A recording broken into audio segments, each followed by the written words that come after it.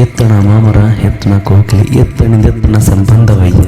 ಬೆಟ್ಟದ ನೆಲ್ಲಿಕಾಯಿ ಸಮುದ್ರದೊಳಗಿನ ಉಪ್ಪು ಎತ್ತಣಿದೆತ್ತ ಸಂಬಂಧವಯ್ಯ. ಗುಹೇಶ್ವರ ಲಿಂಗಕ್ಕೆಯೂ ಎನಗೂ ಎತ್ತಣಿದೆತ್ತ ಸಂಬಂಧವಯ್ಯ. ಯಾವುದೋ ಒಬ್ಬ ಆಧ್ಯಾತ್ಮಿಕ ಜೀವಿಯನ್ನು ಪ್ರಾಕೃತಿಕ ವಿಸ್ಮಯಗಳು ವಿಪರೀತವಾಗಿ ಬಾಧಿಸುತ್ತವೆ. ಮಾವಿನ ಮರದ ಜಾತಿಯೇ ಬೇರೆ, ಕೋಗಿಲೆ ಜಾತಿಯೇ ಬೇರೆ. ಒಂದು ಮರ ಜಾತಿ, ಮತ್ತೊಂದು ಪಕ್ಷಿ ಜಾತಿ. ಆದರೂ ಎರಡಕ್ಕೂ ಹೇಗೆ ಸಂಬಂಧ ಬೆಸೆಯಿತು? ವಸಂತ ಕಾಲದಲ್ಲಿ ಮಾವಿನ ಚಿಗುರನ್ನು ತಿಂದು ಅದರ ರಸವನ್ನು ಕುಡಿದು ಕೋಗಿಲೆಯು ಹಾಡುತ್ತದೆ. ಬೆಟ್ಟದ ನೆಲ್ಲಿಕಾಯಿ ಬೇರೆಯದೇ ಗುಂಪು, ಹಾಗೆ ಸಮುದ್ರದಲ್ಲಿ ಸಿಗುವ ಉಪ್ಪು ಬೇರೆಯದೇ ಗುಂಪಿಗೆ ಸೇರುತ್ತದೆ. ಆದರೂ ಇವೆರಡಕ್ಕೂ ಹೇಗೆ ಸಂಬಂಧ ಬೆಸೆಯಿತು? ಏಕೆಂದರೆ ಇವೆರಡನ್ನು ಜೊತೆಯಲ್ಲಿ ಸೇರಿಸಿ ಜನ ಬಾಯಿ ಚಪ್ಪರಿಸುತ್ತಾ ತಿನ್ನುತ್ತಾರೆ. ಹಾಗೆ ಗುಹೇಶ್ವರ ಲಿಂಗಕ್ಕೂ ನನಗೂ ಎಲ್ಲಿಂದ ಸಂಬಂಧ? ನಾನು ಹೇಗೆ ಗುಹೇಶ್ವರನ ವಶವಾದೆ ಎಂಬುದು ಪ್ರಶ್ನೆ ಉದ್ಗಾರ ಇಲ್ಲಿ ಅಲ್ಲಮರು ಕೇಳುತ್ತಿದ್ದಾರೆ. ನಿಜ, ಈ ಭೂಮಿಯ ಮೇಲೆ ಒಂದಕ್ಕೊಂದು ಒಬ್ಬರಿಗೊಬ್ಬರು ಸಂಬಂಧ ಏರ್ಪಡುವುದನ್ನು ನೋಡಿ ನಿಜಕ್ಕೂ ಆಶ್ಚರ್ಯವಾಗುತ್ತದೆ. ಇಲ್ಲಿ ಅಲ್ಲಮರು ಇಂತಹದ್ದೇ ಆಶ್ಚರ್ಯವನ್ನು ವ್ಯಕ್ತಪಡಿಸುತ್ತಿದ್ದಾರೆ. ಅಲ್ಲಮರಿಗೆ ಪ್ರಾಯದಲ್ಲಿ ಕಾಮಲತೆ ಎಂಬ ಮೇಲುವರ್ಗದ ಮಹಿಳೆಯ ಮೇಲೆ ಪ್ರೇಮಾಂಕರವಾಗುತ್ತದೆ. ಇಬ್ಬರು ಕೆಲಕಾಲ ಬಹಳ ಅನ್ಯೋನ್ಯವಾಗಿ ಪ್ರೀತಿ ಮಾಡುತ್ತಾರೆ. ಆದರೆ ನಂತರ ಕಾಮಲತೆಯ ಜ್ವರದಿಂದ ಬಳಲಿ ಪ್ರಾಣ ಬಿಡುತ್ತಾಳೆ. ಆಗ ಅಲ್ಲಮರು ಅವಳ ಪ್ರೇಮದ ಹುಚ್ಚಿಗೆ ಸಿಲುಕುತ್ತಾರೆ. ಕಾಮಲತೆಯು ಮೇಲವರ್ಗದವಳಾಗಿದ್ದರಿಂದ ಮುಂದೆ ಅಲ್ಲಮರು ಅವಳ ಜೊತೆ ಇರಲಾಗಲಿಲ್ಲ. ಹಾಗಾಗಿ ಅಲ್ಲಮ ಭಗ್ನ ಪ್ರೇಮಿಯಾದ ಎಂದು ಕೆಲವೆಡೆ ಹೇಳಲಾಗುತ್ತದೆ. ಯಾವುದು ನಿಜವೋ ಗೊತ್ತಿಲ್ಲ. ಆಗ ಅಲ್ಲಮರು ದಿಕ್ಕೆಟ್ಟು ಊರೂರು ಅಲೆದಾಡುತ್ತಾ ಗುಡ್ಡವೊಂದರ ಬಳಿ ಬಂದು ಕೂರುತ್ತಾರೆ. ಕುಳಿತ ಗುಡ್ಡವನ್ನೇ ಕೈಯಿಂದ ಕೆರೆಯುತ್ತಾರೆ. ಕಳಸವೊಂದು ಗೋಚರಿಸುತ್ತದೆ. ಮತ್ತೆ ಆತ ಮಣ್ಣನ್ನು ಅತ್ತಿತ್ತ ಸರಿಸಿದಾಗ ಅಲ್ಲೊಂದು ಪುಟ್ಟ ಗುಡಿ ಸಿಗುತ್ತದೆ. ಅದರ ಒಳಗೆ ಅನಿಮಿಷ್ಯ ಎಂಬ ಶರಣ ಹಿಂದೆ ಸಮಾಧಿಯಾಗಿರುತ್ತಾರೆ. ಅವರ ಕೈಯಲ್ಲೊಂದು ಇಷ್ಟಲಿಂಗವಿರುತ್ತದೆ. ಅದನ್ನು ಅಲ್ಲಮರು ತನ್ನ ಕೈಗೆ ತೆಗೆದುಕೊಳ್ಳುತ್ತಾರೆ.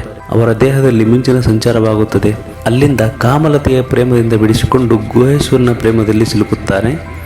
ನಾನು ಇಲ್ಲಿಗೆ ಏಕೆ ಬಂದೆ? ಈ ಲಿಂಗ ನನಗೆ ಏಕೆ ಸಿಕ್ಕಿತು?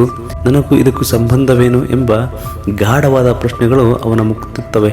ನಂತರ ಆತ ಬಾಹ್ಯ ರೂಪದಲ್ಲಿ ಇಷ್ಟಲಿಂಗಕದಲ್ಲಿ ಸಿಕ್ಕಿದ್ದ ಗುಹೇಶ್ವರನನ್ನು ನಿಜವಾಗಿಯೂ ಕಾಣಲು ಪರಿತಪಿಸುತ್ತಾನೆ, ಪ್ರಯಾಣಿಸುತ್ತಾರೆ.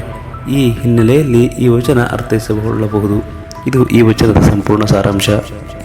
ಕೊಟ್ಟ ಕುದುರೆಯನ್ನೇರಲರಿಯದೆ ಮತ್ತೊಂದು ಕುದುರೆಯ ಬಯಸುವವರು ವೀರರೂ ಅಲ್ಲ, ಧೀರರೂ ಅಲ್ಲ. ಇದು ಕಾರಣ ನೆರೆ ಮೂರು ಲೋಕವೆಲ್ಲವೂ ಹಲ್ಲಣವ ಹೊತ್ತುಕೊಂಡು ಬಳಲುತ್ತಿದ್ದಾರೆ. ಗುಹೇಶ್ವರನೆಂಬ ಲಿಂಗವನವರೆತ್ತ ಬಲ್ಲರೋ? ಈ ಹಿಂದೆ ವೈದಿಕರು ಹಾಗೂ ಜೈನರು ಈ ಭೂಮಿ ನಶ್ವರ, ಈ ಬದುಕು ಕ್ಷಣಿಕ, ಇಲ್ಲೇನೂ ಸುಖವಿಲ್ಲ ಎಂದು ಪ್ರತಿಪಾದಿಸಿದರು. ಅಲ್ಲಿದೆ ನಮ್ಮ ಮನೆ, ಇಲ್ಲಿಗೆ ಸುಮ್ಮನೆ ಬಂದೆ ಎಂದು ಈ ಲೋಕವನ್ನು ಕಡೆಗಣಿಸಿದರು.